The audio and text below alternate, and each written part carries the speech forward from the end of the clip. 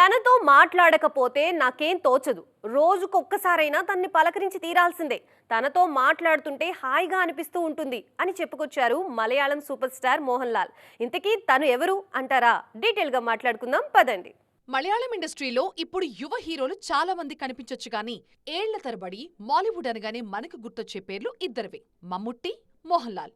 ఇప్పటికీ non stop గా సినిమాలు చేస్తూ బాక్స్ ఆఫీస్ దగ్గర పోటీ పడుతుంటారు ఇద్దరు. మమ్ముట్టితో తనకు మంచి స్నేహం ఉందంటారు మోహన్ లాల్. ప్రపంచమంతా మా ఇద్దరికి మధ్య ఈర్ష్యా ద్వేషాలు, పిచ్చ పోటీ ఉంటుందని అనుకుంటారు.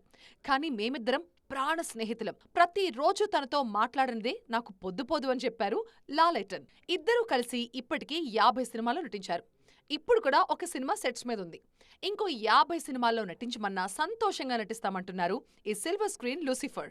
పని మీద ధ్యాసతో ముందడుగు వేస్తే పక్కన ఇంకే విషయాలు పట్టించుకోవాల్సిన పని లేదు అన్నది మోహన్ లాల్ యువతరానికిస్తున్న మాట.